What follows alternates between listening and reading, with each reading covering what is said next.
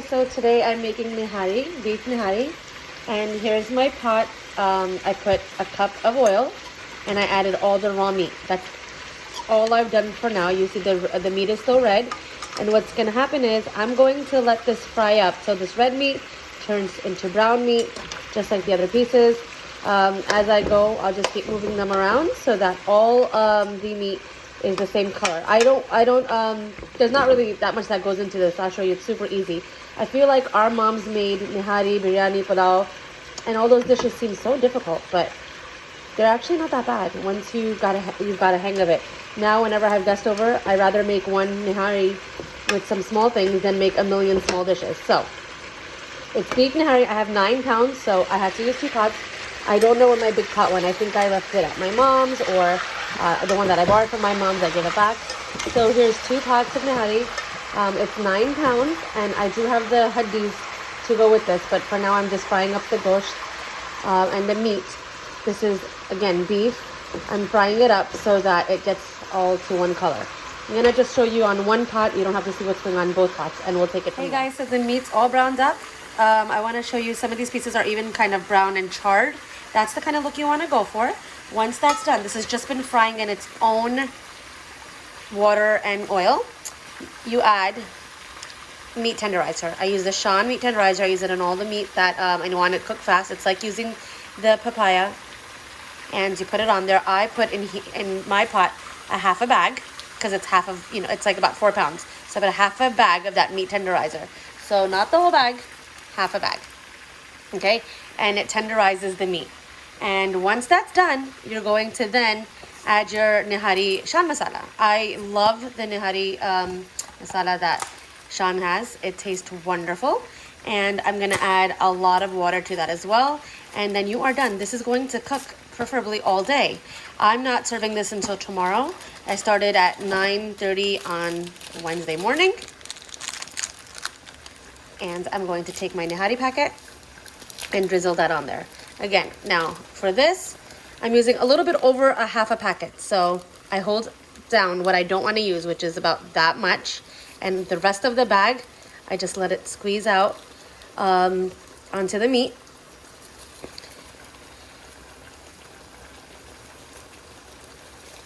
Okay, and then you mix that up and let the meat, the beef, fry up in there in that masala before you add water. I wouldn't add water right away. I would let that fry up and really get a nice brown taste to it, a color and taste of the nihari to it, and then we're going to add the water. So I will keep you posted. Hey guys, as you can see, the meat is nicely coated. It has a wonderful color, and I'm going to move this meat here in the middle. I'm going to show you that the masala of the nihari oil, everything here is thickening up. It's becoming a nice thick gravy consistency.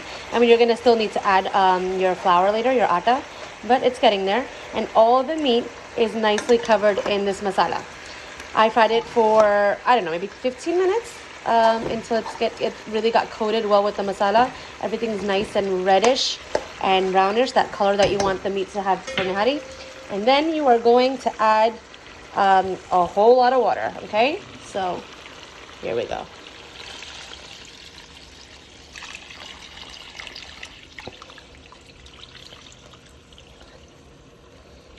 Okay, all that goes in there, and we're going to cook this away for hours and hours and hours.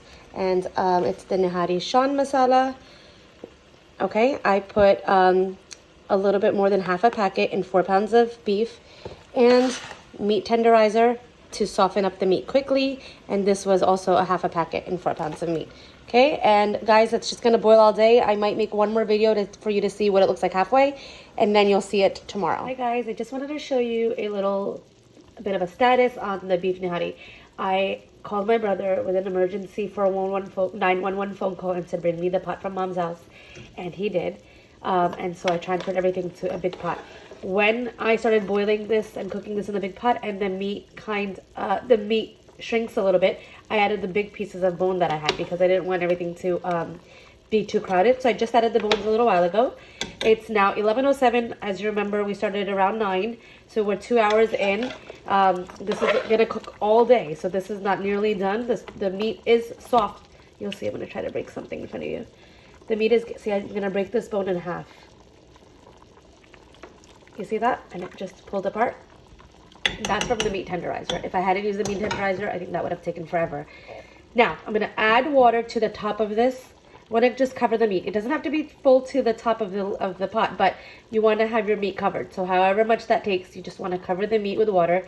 And again, always use hot water. This is the trick. If you put cold water into any curries, it changes the color. The hot water will keep the beef nihari this sort of brown color. It's a little trick my mom taught me. So I've added water. I'm going to add another one of these full of water. Make sure all my meat's covered. And I'm going to keep it on low. I have 4 of my stoves, my what do you call these things? Stoves on right now. Because it's a huge pot. It's taking over my entire range here. So what I'm going to do is I'm going to lower the heat on all 4 and just let this boil. I'm keeping it at a medium heat, about 3. Mine's in numbers, so like medium 3. And that's it. It's going to cook all day. I think around 2-3 o'clock it'll be done. At that time, I might just move it over, and then I'll do the flour and the other tiny tricks that my mom taught me to do to make this a really yummy pot of beef nihari. I'll keep you posted. Bye. All right, guys. So the nihari is done. It's 12:30, 3 hours. Because of the meat tenderizer, the meat is super soft, and I don't want to keep going. So in a non-stick fry pan, I put 1.5 cup of atta, and you just put it in here till it's brown. Once it's browned up, okay, you'll see it causes a lot of smoke. You might want to open your exhaust or open a window. Once it's browned up, we're going to add that to the nihari. This will make the gravy of the nihari super thick. Sorry, I'm not feeling well all of a sudden. So what we're going to do is we're just going to make sure there's no lumps in here and add it into the nihari and mix it up. So I see some lumps here. Hold on. Like that.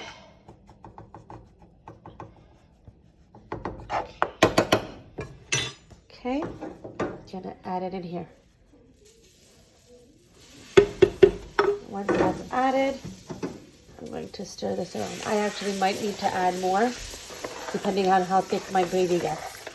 It's gonna sizzle away, and you want to mix it up so there's no clumps. Okay, this is a big pot of nihari, so it's, you know, it took a couple of hours and it takes a lot of work. I might actually do more. It thickened up, but not that much.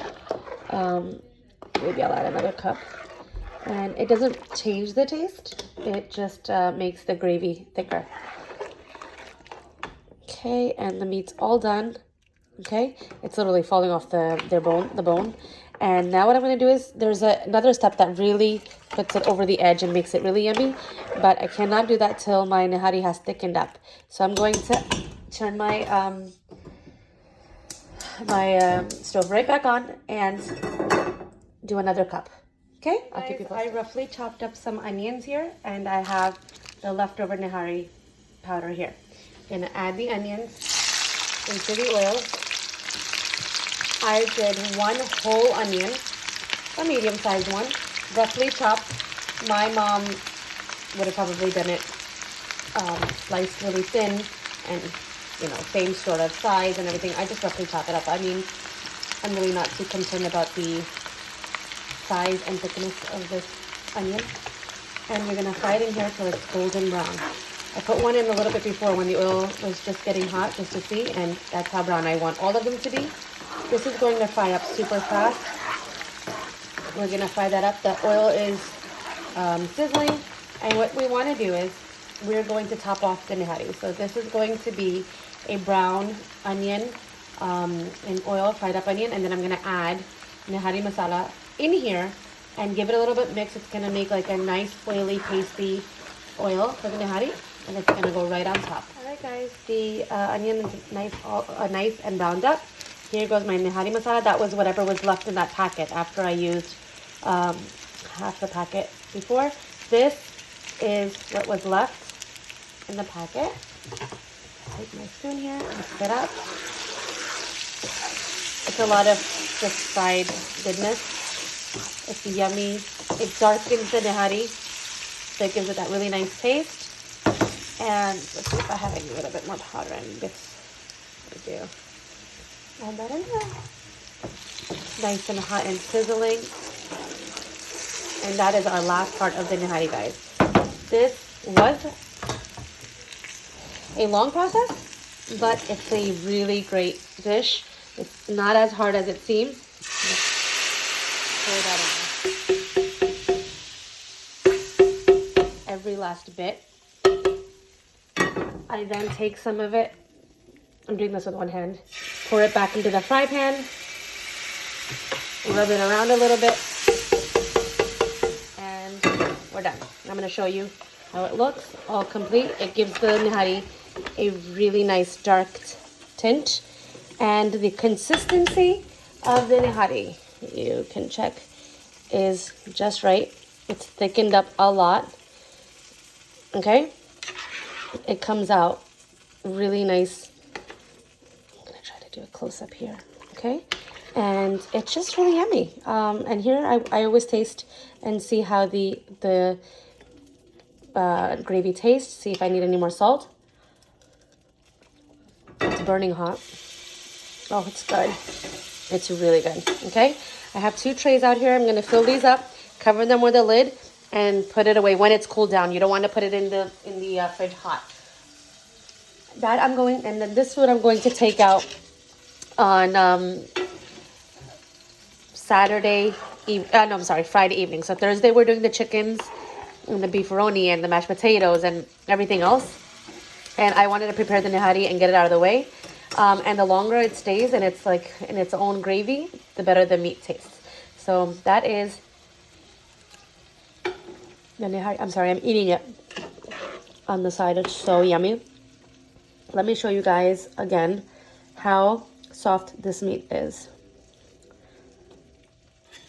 Okay, so I'm going to take a little piece here. I'm going to show you how soft it is. Okay, can't maneuver. It just falls apart. It's like literally the softest piece of meat ever. And I wanted to taste one just to see if it was good, if I needed salt, if it was too spicy. And then it's yummy. It's absolutely delicious. Turn it off and cover it up and let it cool down. I am so happy I got this out of the way today because I do not want to deal with this tomorrow. All right, guys, that's it for the nihari. Hope you enjoyed. Bye. 1, 2, 3. 3 medium-sized trays full. I was going to put them in 2, but that definitely didn't happen. And it's going to look nice on the table with the garnish. We're going to do garlic. I'm sorry, not garlic, ginger, and haradania, and some lemon. That's gonna go on top of this, and this should feed everybody, and they should be happy. Soul food. We started at 9, and it's 1:07. It's tender, it's cooked, and really you're not at the pot all day. You're kind of just sitting around. I was watching TV and doing work while this cooked away. Bye.